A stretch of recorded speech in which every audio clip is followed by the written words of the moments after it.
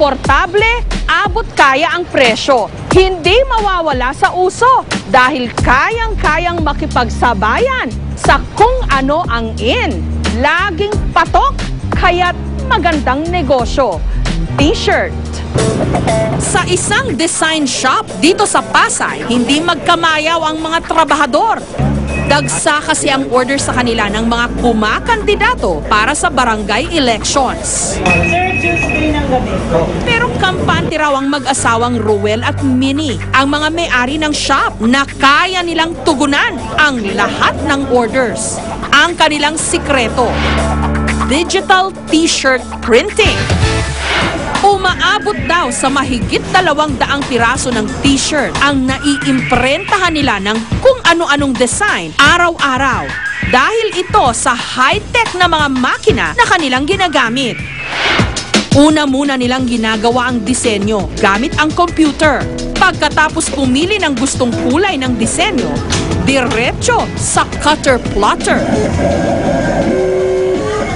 So, tanggalin natin yung yung rubber. Pagkatan. So, nandito na siya.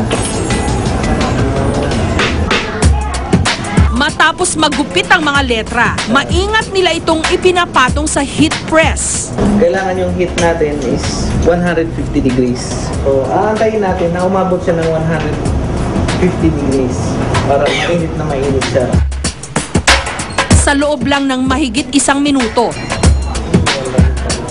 ready na ang t-shirt na may sarili mong disenyo. Nagsimula lang daw sina Ruel at Minnie sa puhunang 50,000 pesos na madali nilang nabawi. Ang cost lang talaga is 60 pesos yung t-shirt, yung consumables na rubber, mga 40 pesos, 100 ang cost, ibibenta namin ng 300 pesos per shirt. Front lang yun. Nagpalagay siya sa likod, may additional 50 pesos. So, 350. So, magkano lang ng puhunan ng isang nagnenegosyo. So, ang laki ng markup. Sa susunod na buwan, magbubukas na raw sila ng outlet sa Singapore. So, good morning. Good morning. Para maibahagi sa iba ang tagumpay, nagpapaseminar sila tuwing Sabado sa mga interesado ring magnegosyo ng t-shirt. Lahat pwedeng sumama rito. Libre. Pag may nakasimangot, tatabihan mo kasi yung blessing niya, ay, ito, salo mo ang blessing niya. Okay? The success of this kind of business, hindi talaga sa skills, it's more on the attitude. 85% ng success, attitude. Tubong lugaw nga raw ang t-shirt business, kaya pati mga artista nahihikayat na pasukin ito. Hi guys! My name is Tado Jimenez. I'm a native of Marikina City. Welcome to Ever Beautiful My Tindahan, Limitado Dress to Kill! Ang komedyanteng si Tado, kung gaano siya kakulit sa TV, ganon din kakwela ang mga ibinibenta niyang t-shirt. And this is of course my t-shirt. As you can see, my t-shirts are racks in different sizes. The small, medium, large, XL. So, different designs, different colors, variables. In short, kung ano nandyan, yun na yung paninda namin. And this is my most bentable designs. This is the original imitation of Ninoy Aquino t-shirt. Ninoy Aquino is hindi ka nag-iisa. While in Limitado Shop, my t-shirt is nag-iisa lang ako. See? It's original imitation. And of course, I have also, I'm idolizing Che Guevara. And this is the original imitation. Lahat ng mga ito, si Tado mismo ang nagdisenyo na base raw sa kanyang mga prinsipyo sa buhay. Kapansin-pansin ding may naka-imprentang mukha niya sa kanyang mga panindang t-shirt. Tingnan mo, napaka-self-centered ko. Yung puro mga mukha ko yung mga tinitinda dito. Pag tatanong sila, bakit mukha mo yung mga tinda dito? Kung si Ding Dong Dantes yan, magtaka ka. Kaya nga limitado to. Dahil ako may-ari nito. Magtayo rin sa sarili niya, shop. Pinakatampok daw sa kanyang mga gawa ang mga offensive t-shirt o yung mga may direktang patama sa iba. Ang t-shirt na ito raw ang isa sa pinakaumani ng batikos. Ang paraan ni Tado sa paggawa ng mga t-shirt, silk screen. Pagpantay na, kailangan diinan siya at hindi na dapat magalaw. At yung isang yung assistant, yun yung maglalagay ng pintura at hahagod.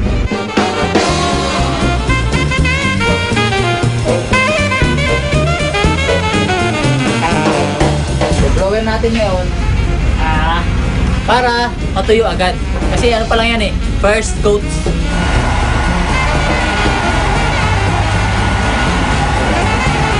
Hindi masyadong malapit kailangan na malayo kasi matututong.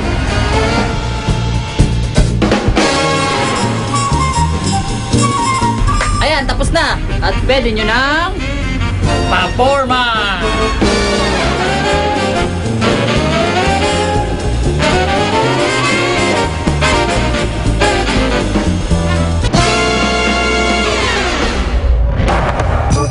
Noong 19th century, ginagamit lang ang t-shirt bilang panloob na kasuotan. Pero pinaniniwala ang nagbago ang tingin sa t-shirt nung naging madalas itong suot at maging trademark ng Hollywood superstar na si Marlon Brando. Sabi nga nila, nasa nagsusuot yan? Nagkakatalo lang daw talaga sa disenyong papatok. Katulad ng mga makabayan t-shirt.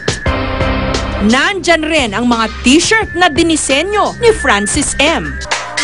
At ang mga t-shirt na may sinasabi o mga statement shirts.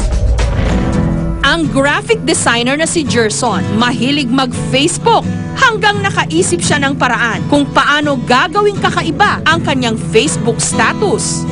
Ginawa niya itong Facebook status shirts. Ang mga dinidisenyo niyang t-shirt, Facebook na Facebook ang dating. Ang nakaimprenta, mga karaniwang sagot sa relationship status. Pwedeng is in a relationship, is happily taken, is married, at ang pinakamabenta is single.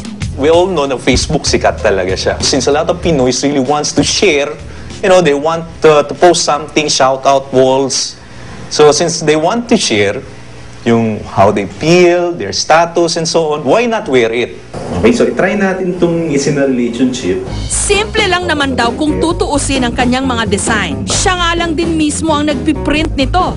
Pero dagsaraw ang order. The moment I posted it, I'll just wait 1 hour and that's it. They'll accumulate probably 20 to 50 orders. Ganun siya kabilis that time. Province, we have resellers, Davao, Agusan del Sur, Ilocos, Iloilo, lahat na. Okay? And then so far, yung mga distribute namin ng mga shirts, we ship to Malaysia, Japan, what else? China, Milan, Italy, Canada, of course, US. Para naman sa iba, hindi lang basta damit ang tingin sa kanilang t-shirt. Itinuturing nila itong kayamanan. Katulad ni Darwin, manager ng mga banda. Ang kanyang koleksyon, daan-daang t-shirt ng mga bandang naging parte na ng kanyang buhay. Katulad ng Six Cycle Mind, Sandwich, at syempre, ang Eraserheads. Isa sa mga hindi ko makakalimutan yung unang napanood ko yung heads, Eraserheads sa UST. Ito yung binili ko, first year, yata ako nito. Literal na gutay-gutay na kasi sobrang, 90s pa. Talagang napalaban sa gera sa akin to, kita niyo naman, no? So, nung nakita ko talagang baka pag tinuloy-tuloy ko pa yung suot, mawawasak na, tinago ko na siya. Pati mga collectible t-shirt ni Manny Pacquiao, meron siya. Kahit gaano kahirap yung inaakyat mo na pero pag naka-Pacquiao shirt ka, naiisip ko, teka, mas mahirap yung ginagawa ni Pacquiao.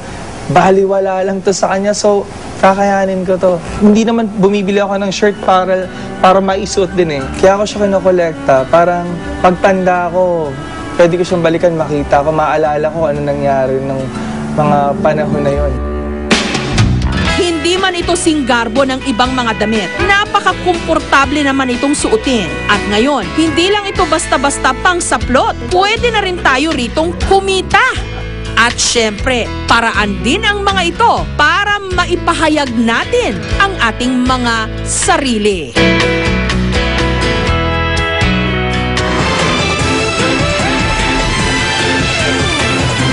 Susunod, sumunod, si Baby Gabriel at ang sobrang bilis niyang paglaki dahil sa kakaibang sakit.